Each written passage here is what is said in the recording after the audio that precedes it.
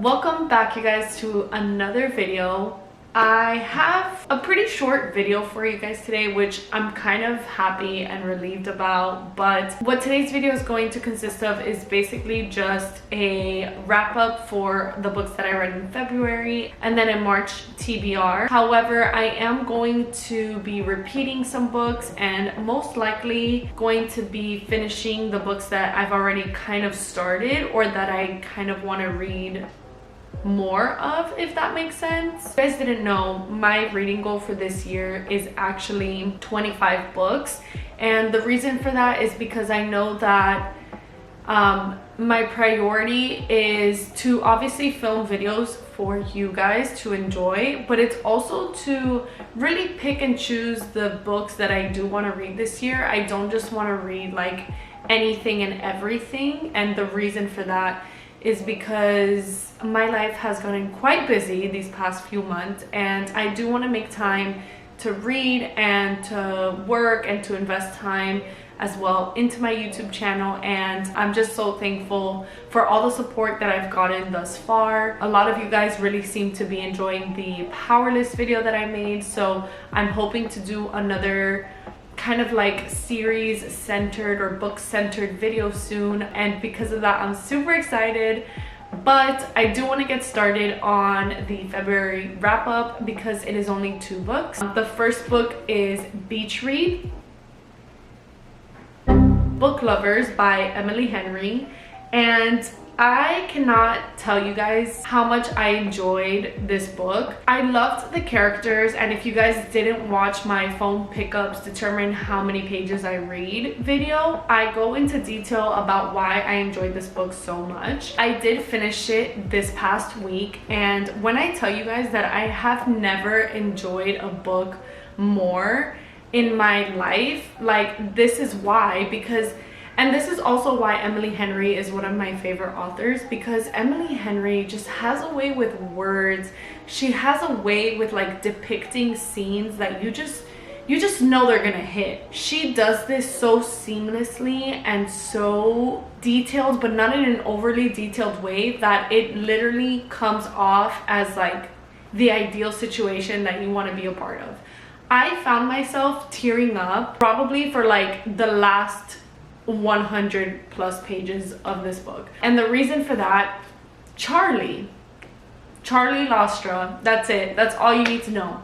Charlie Lastra is like the man that you want to have in your corner, and the reason I say this is because he had a way with Nora that nobody had ever seen, right? And what I loved so much is that he really took the time to get to know her, to get to understand her, to appreciate her, and to make her feel comfortable enough to let her defenses down and open up to him little by little.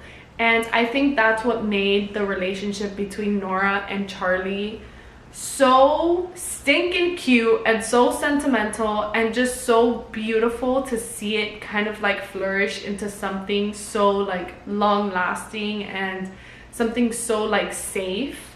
And just by reading like Book Lovers, it really solidified why Emily Henry is my all-time favorite romance author. But we can get into that another time. Other than that, I do want to mention that I rated this book a 4.75 stars, and the reason for that is because there was a point in the book where it wasn't like super, there wasn't a lot going on, if that makes sense, and that's kind of like what bumped it down for me a little bit, because I was like thinking that something was gonna happen, but then it was just like other things, it went like a different way, and so I was just a little like confused, and not confused, but I was just kind of like bored. I was like, where's Charlie? We need him in a scene like as soon as possible, you know, like that kind. This book really just did it for me, and I absolutely loved every second of it, and I absolutely loved the ending of this book. Like I was in tears, literal tears. And then the second book that I read in February was actually Funny Feelings by Tara DeWitt. And this book was, I had been reading it for a while, and the reason for that is because I enjoyed it, but I didn't enjoy it as much as I thought I was going to enjoy it. And so I was kind of stuck between a 3.5 and a 4 stars. I ended up giving the book a 4 stars.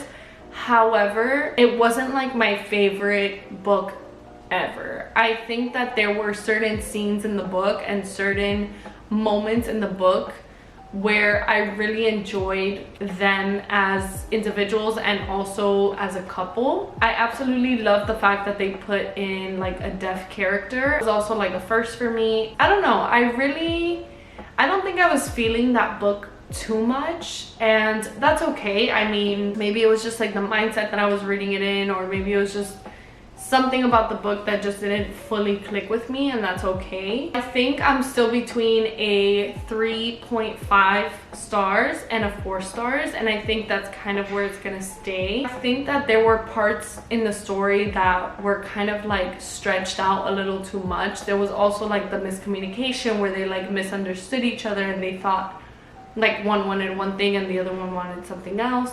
So I think there was also like that miscommunication that kind of like annoyed me a little bit. But I did really enjoy the characters. I loved the male main character. I thought that he was so thoughtful. Once they solidified that they were gonna move forward with this relationship, it was so beautiful and so fun to see like how comfortable he really got and like how much he expressed his love. For the month of March, my goal is to actually finish the books that I started. So in the month of March, my goal is to finish Ruthless Vows. I am still on chapter 9. It's been like 3 videos with this book in it and I'm still on chapter 9. Ruthless Vows is on my TBR list for March. I do want to finish this book within the month. The next book on my TBR for March is A Court of Mist and Fury. I already started. I'm actually on chapter 4 of this book. So I think this is at the top of my reading list for March just because I do want to get through the series. I do want to film another reading ACOTAR part 2, just focusing on A Court of Mist and Fury. So this is on my TBR list for March. And the last book that I have on my TBR for March is The Kite Runner. This is a classic book and I've heard that the story is very beautiful. It's very heartwarming and wholesome. I personally don't know what this book is about. I've never read the book. This was recommended to me by a good friend of mine, and so I am kind of curious at this point because one of my goals is also to read more classics this year, or at least read like a non-fiction or a classical book a month.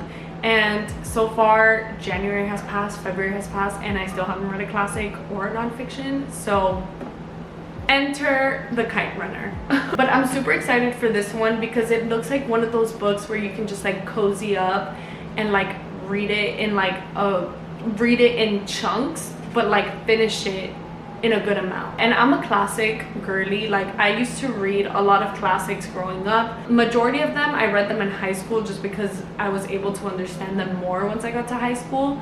However, I did kind of fall off the classics genre once I got more into romance and then eventually into thrillers and mysteries.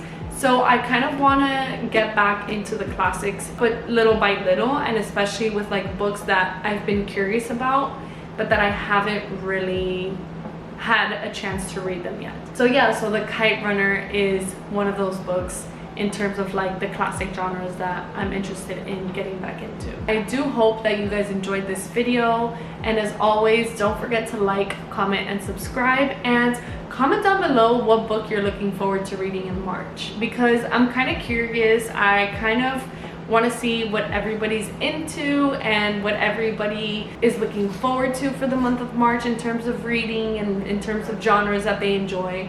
So comment down below what your preferences are, what it is that you're looking forward to reading the most, and I'll see you in the next video. Happy reading!